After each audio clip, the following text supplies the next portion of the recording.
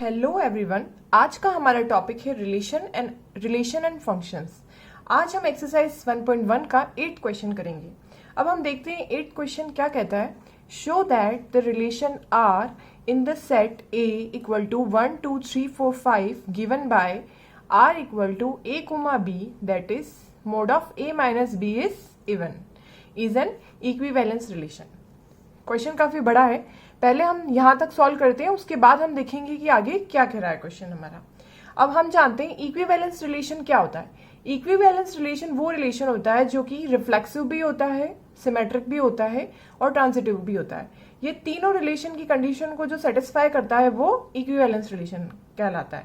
तो अब हम देखते हैं कि हम इसे कैसे सॉल्व कर सकते हैं। सबसे पहले हम गिवन सेट की वैल्यू लिखेंगे a इक्वल टू 1 2 3 4 5 और रिलेशन R ये हमें डिफाइन करके दे रखा है a comma b that is mod of a minus b is even. अब देखते हैं कि हम हमारे रिलेशन के एलिमेंट कैसे फाइंड कर सकते हैं। अब हम क्या एलिमेंट्स ले सकते हैं, हमें देखना है कि a माइनस बी हमारा इवन आना चाहिए। हम 0 0 ले सकते हैं, 0 माइनस 0, 0 भी एक इवन नंबर होता है। इवन नंबर क्या होता है, सबसे पहले हम ये जान लेते हैं। इवन नंबर 0 2 4 जो 2 से डिविजिबल होते हैं और 0 ये सारे इवन नंबर होते हैं।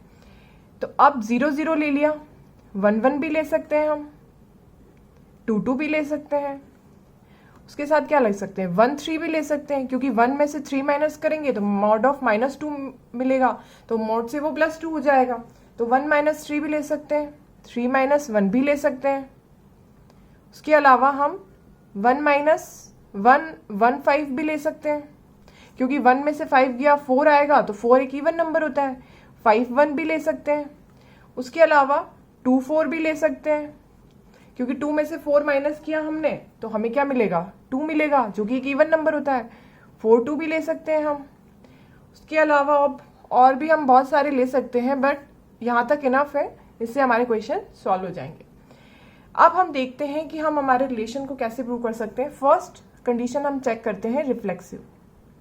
रिफ्लेक्सिव कंडीशन चेक करने के लिए हम जानते हैं कि सेम एलिमेंट्स अगर हमारे रिलेशन में प्रेजेंट होंगे तो हमारा रिलेशन रिफ्लेक्सिव रिलेशन कहलाएगा।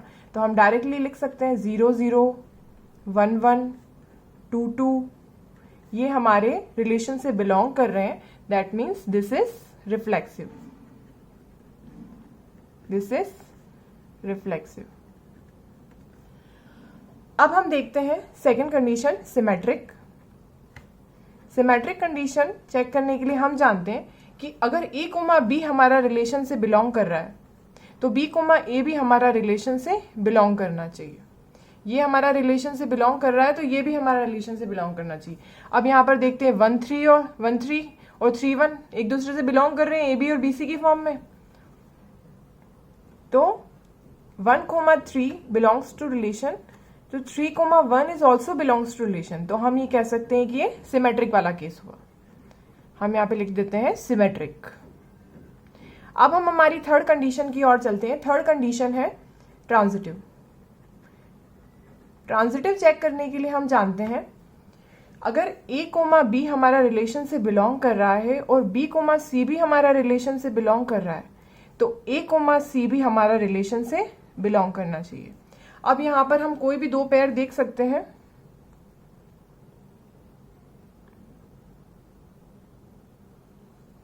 यहां पर हम पेयरिंग देखते हैं 1 3 3 1 1 5 5 1 2 4। एक पेयर हम यहां पर ले लेते हैं एक और 3 कोमा 5 का, क्योंकि 3 में से 5 गया तो भी 2 आएगा, तो वो भी एक इवन नंबर होता है। तो अब हम यहां देखते हैं 1 3 और 3 5 को ले सकते हैं हम। 1 3 belongs to relation, 3 5 is also belongs to relation।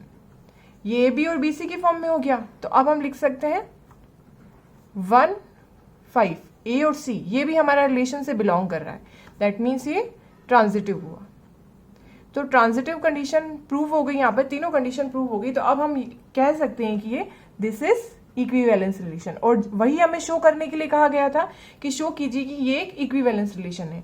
ये यहां तक हमने प्रूव कर दिया, दिस इज इक्विवेलेंस रिलेशन। अब हम यहाँ देखते हैं आगे हमें क्वेश्चन क्या कहता है। Show that all the elements of 135 are related to each other and all the elements of 24 are related to each other but no elements of 135 is related to any element of 24। First line क्या कहती है कि हमें ये show करना है कि 135 के जो सारे एलिमेंट्स है 135 ये आपस में एक दूसरे से रिलेट कर रहे हैं। तो हाँ कर रहे हैं, क्योंकि 1 में से 3 गया तो 2 आएगा, यानी कि -2 मॉड ऑफ, तो वो +2 होगा, वो इवन नंबर होता है। 1 में से 5 माइनस किया तो 4 आएगा, वो भी एक इवन नंबर होता है। 3 में से 5 माइनस किया तो वो भी एक 2 होता है, वो भी इवन नंबर होता है। तो हम कह सकते हैं all elements of 135 are related to each other because difference between them is even number। ये रीजन लिखना बहुत जरूरी है, इसी से आप प्रूव कर पाओगे इसको। are related to each other because difference between them is even number। ठीक है, अब हम सेकंड, हमें कहा गया है कि all the elements of 2 4 are related to each other. तो इजीली दिख रहा है, 2 में से 4 माइनस करते हैं तो भी इवन नंबर 2 मिलता है, 4 में से 2 माइनस करते हैं तो भी हमें इवन नंबर 2 मिलता है। तो हम कह सकते हैं कि all the elements of 2 4 are related to each other because difference between them is even number. तो हम यहां लिखेंगे all elements of 2 4 are related to each other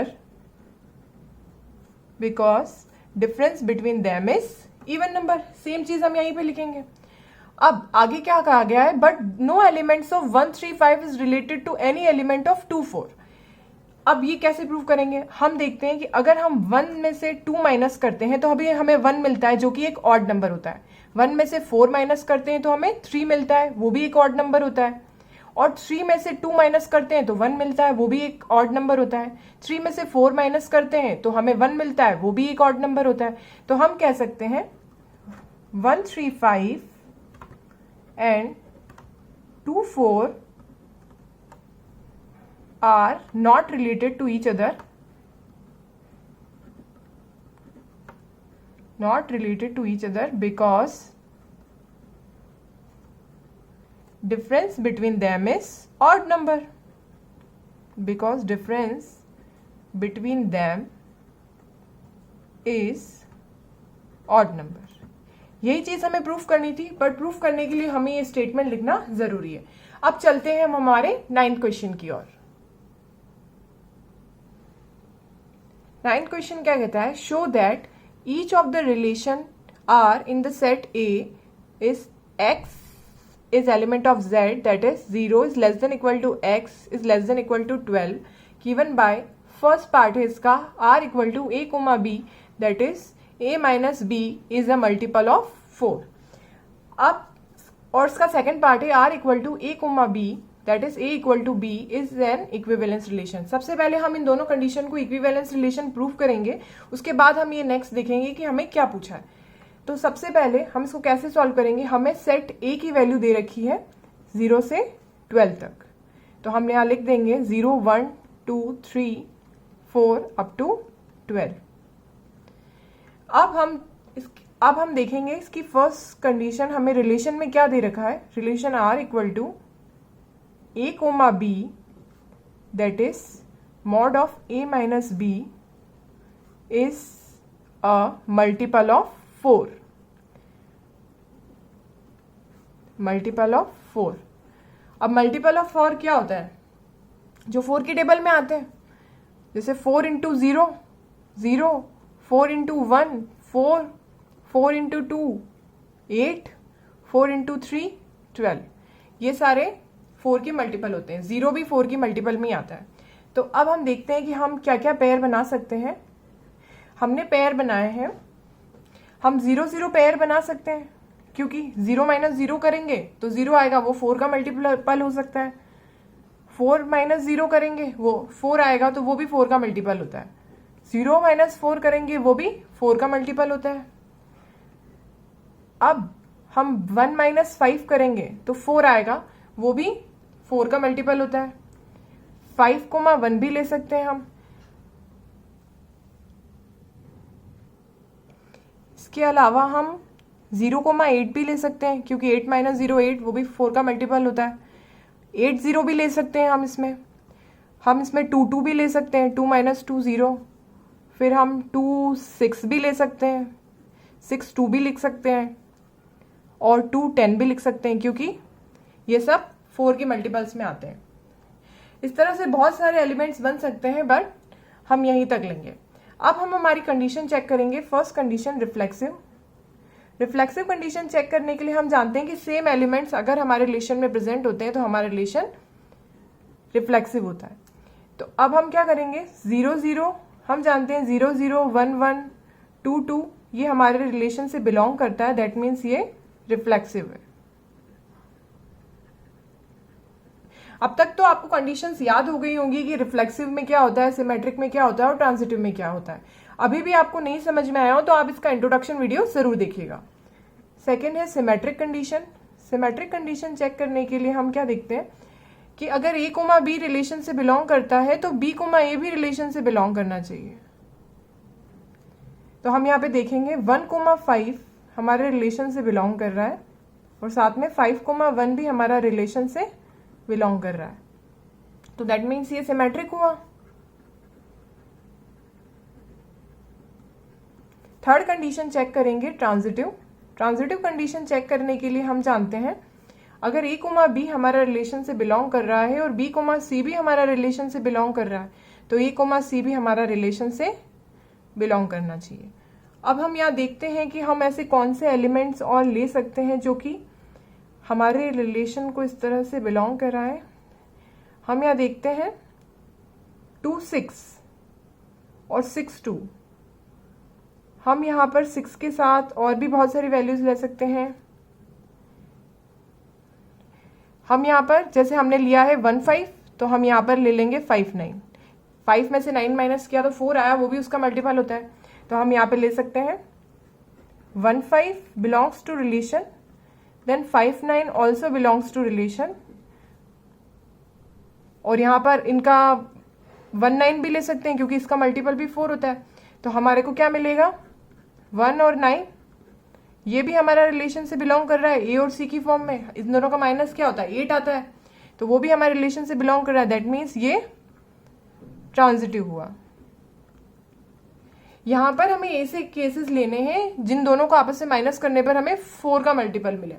अब आप यहाँ पे बहुत सारी पेयरिंग कर सकते हैं और उसके अकॉर्डिंग अपनी कंडीशन को फाइंड आउट कर सकते हैं। अब हम देखते हैं कि हमारे ये रिफ्लेक्सिव, सिमेट्रिक और ट्रांजिटिव तीनों प्रूफ हो गए, that means this is equivalence relation.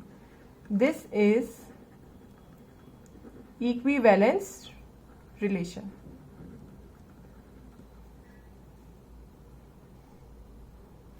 यहां पर इक्विवेलेंस रिलेशन प्रूव हो गया। अब चलते हैं हम हमारे सेकंड क्वेश्चन की ओर। सेकंड क्वेश्चन क्या कहता है,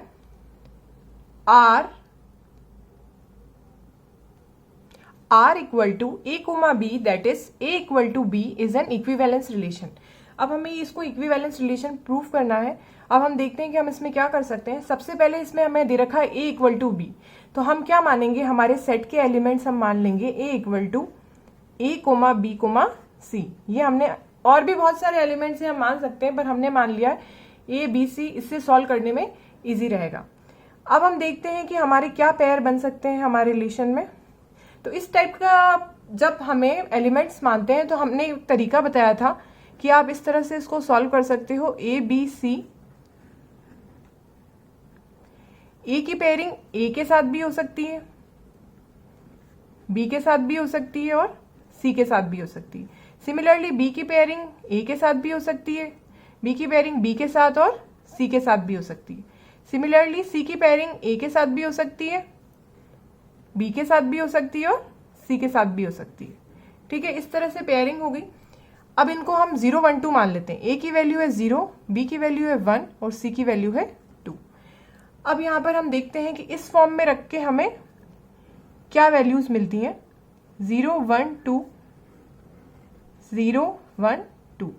अब इनकी क्रॉस पेयरिंग करेंगे हम, हमें क्या मिलेगा, 0 0 01, 02, 10, 11,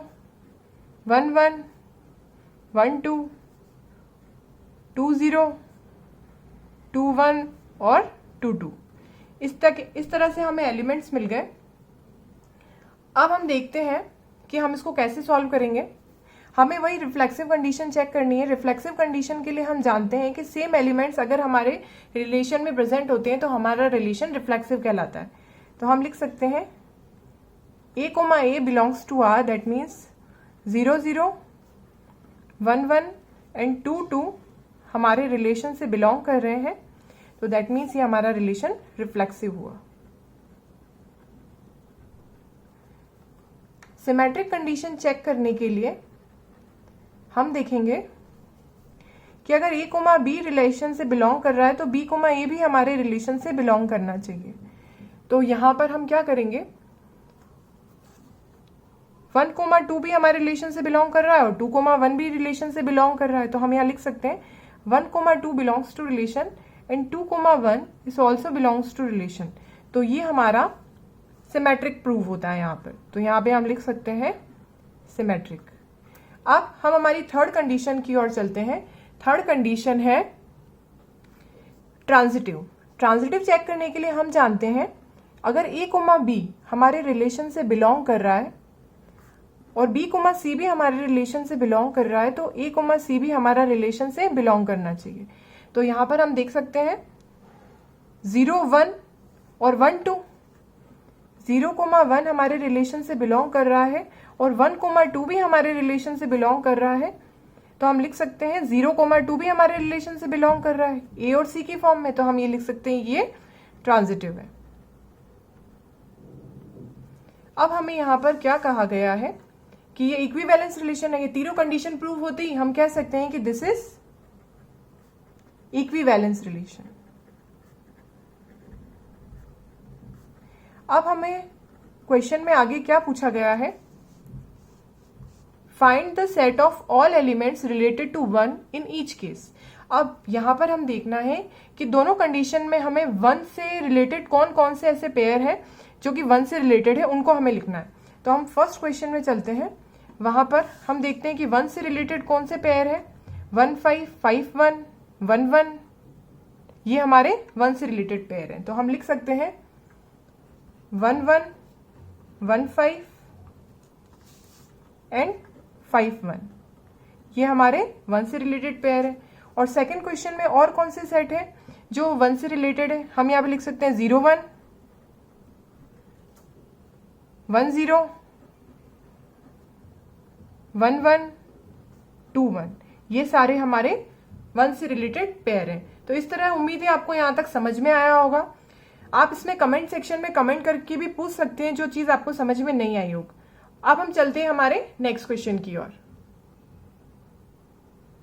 10th क्वेश्चन क्या कहता है, give an example of a relation which is, 5 condition हमें दे रखी है, उनकी हमें एग्जाम्पल देने हैं। फर्स्ट है सिमेट्रिक बट नीदर रिफ्लेक्सिव और ट्रांजिटिव।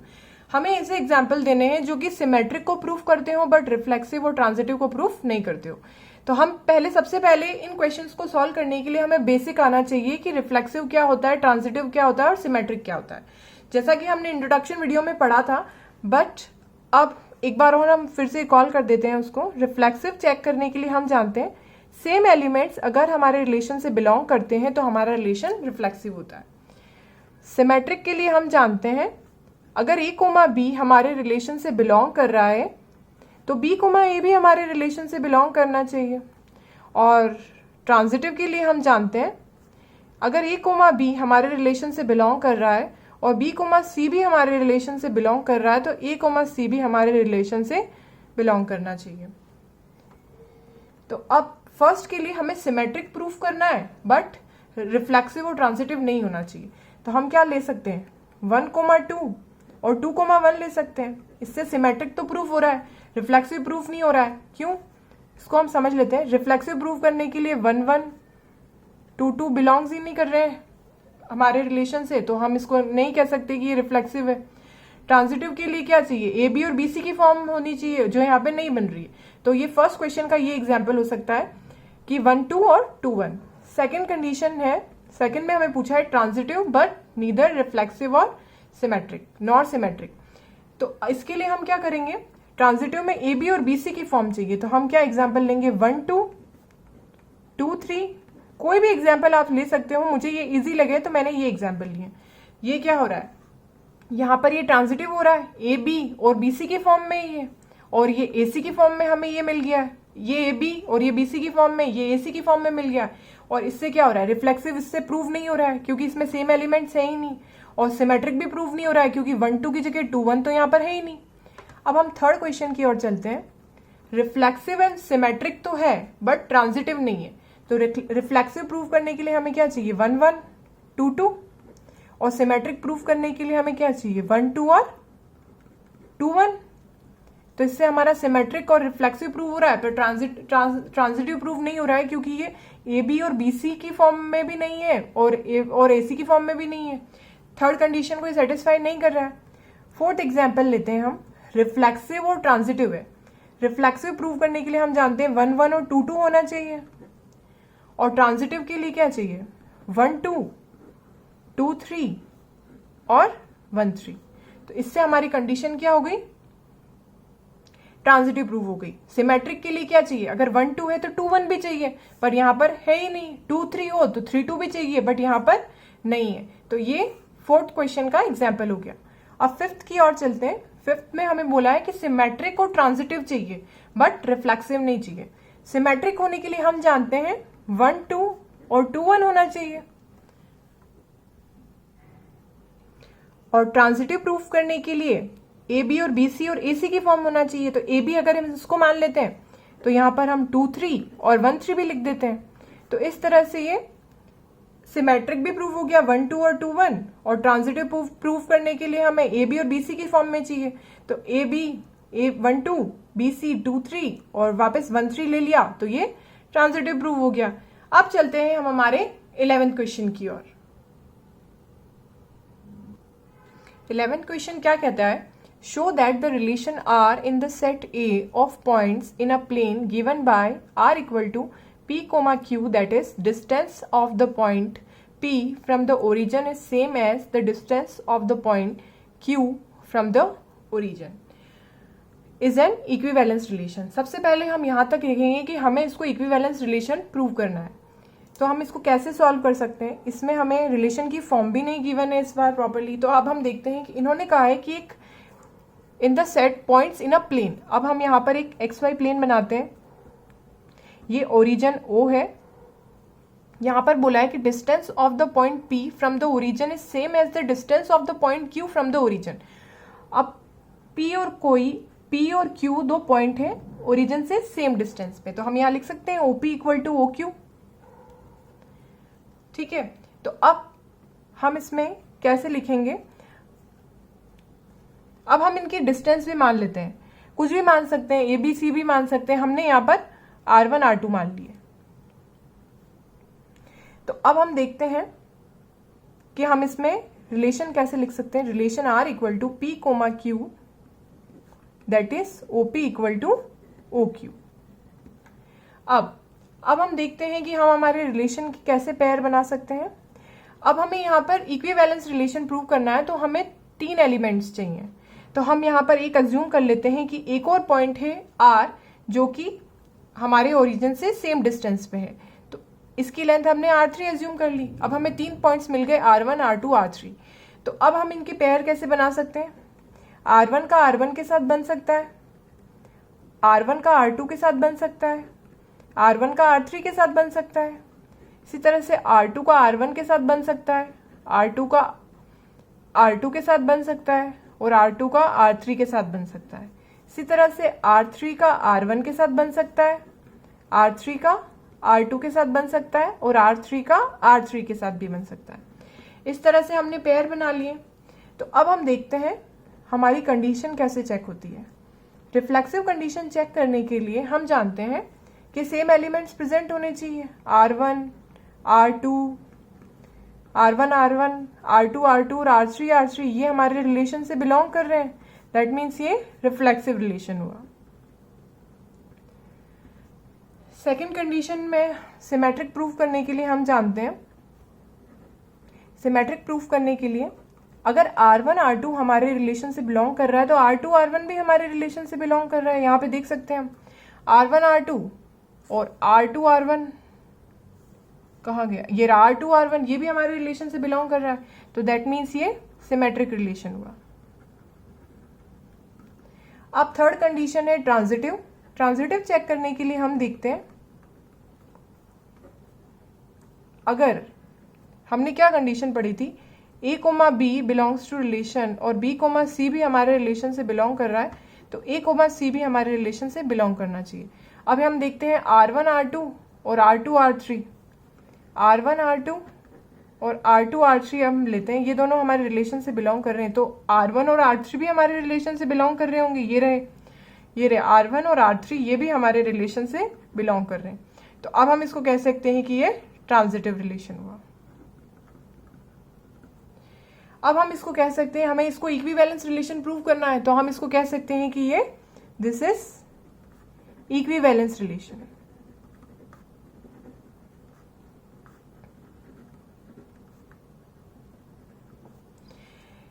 अब हमें क्वेश्चन में आगे क्या कहा गया है, further show that the set of all points related to a point P 0 0 is the circle passing through P with origin as centre. मतलब ये क्या कह रहा है कि ये P से जितना जो पॉइंट पास हो रहा है तो वो यहाँ से एक सर्कल फॉर्म कर रहा है। तो अब ये देखिए OP और OQ आपस में बराबर है और साथ में OR भी आपस में तीनों एक दूसरे के बराबर है। अगर हम यहाँ पर भी कोई पॉइंट लें, आगे भी पॉइंट लें, तो ये क्या होता है, ये एक सर्कल फॉर्म करेगा। मतलब ये सारे पॉइंट्स एक दूसरे से इक्वल डिस्टेंस पे हैं, तो दैट मीन्स हम कह सकते हैं कि OP equal to OQ equal to OR means all points related to P passing through it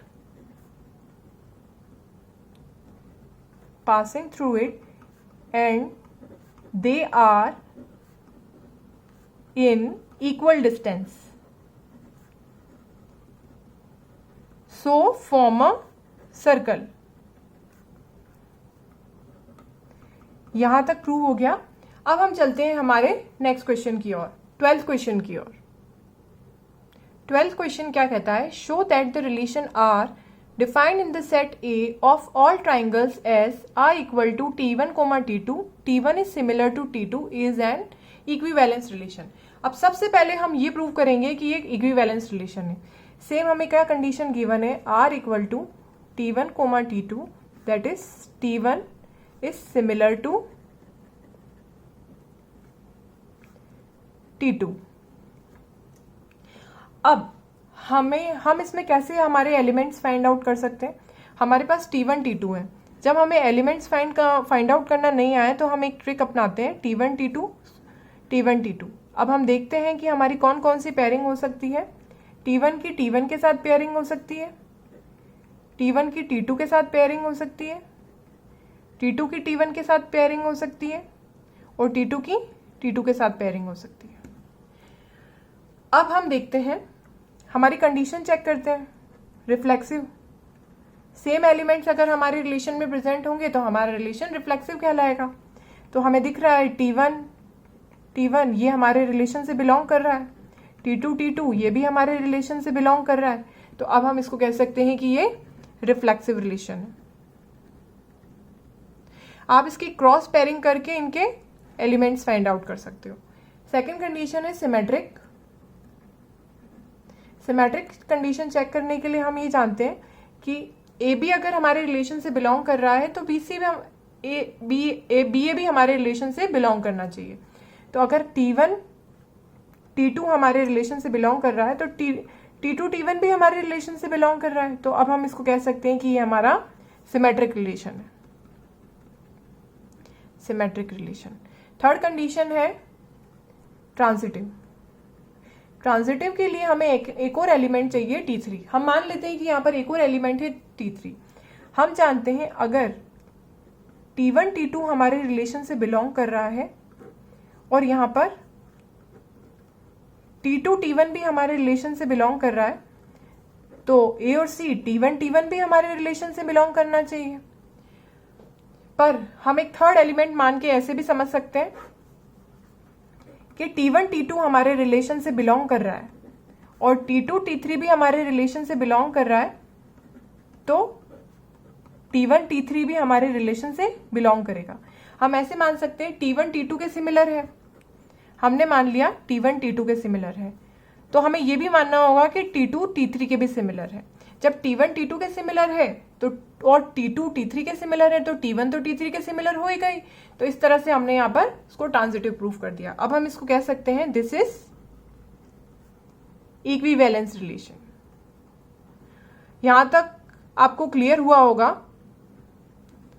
अब इसके आगे का क्वेश्चन देखते हैं हम, इसमें क्या कहा गया है। Consider 3 right angle triangles T1 with sides 3, 4, 5, T2 with 5, 12, 13, T3 with side 6, 8, 10, which triangle among T1, T2, T3 are related.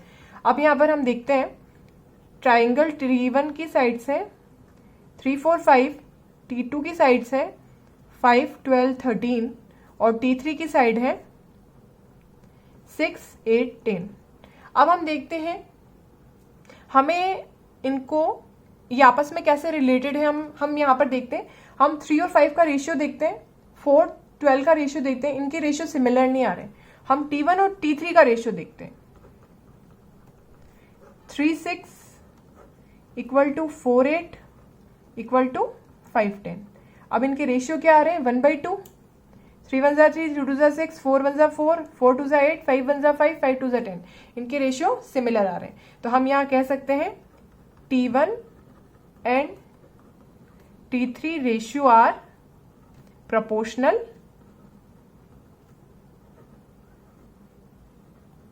so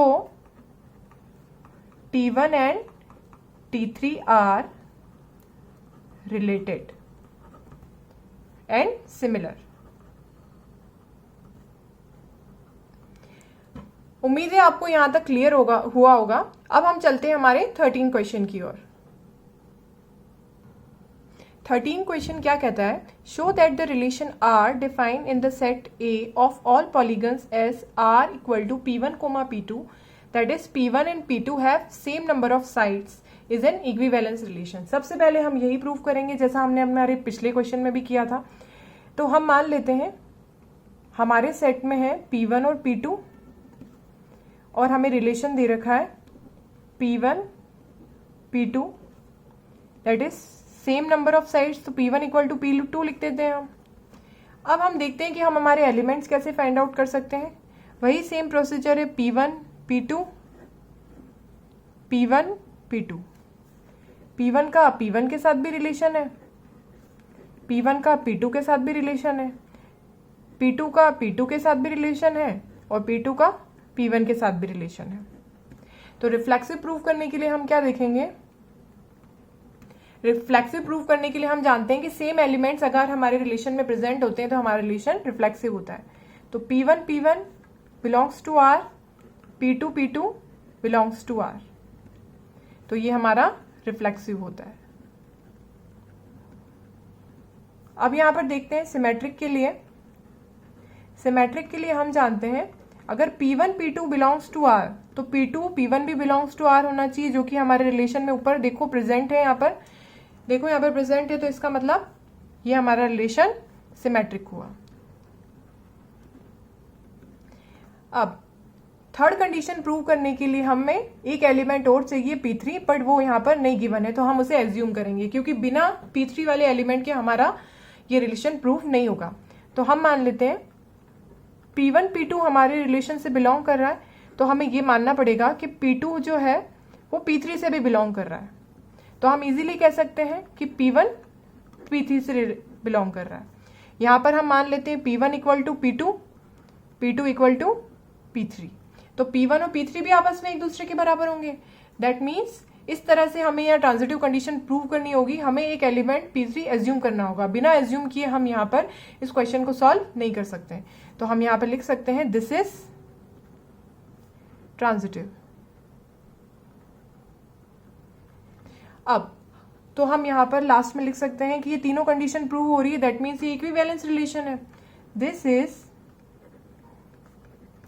equivalence relation.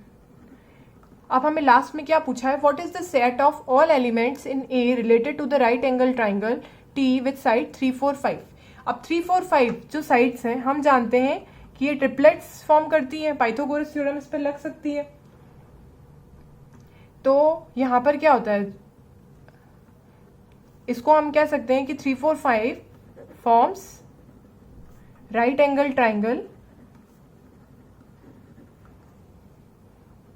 so all set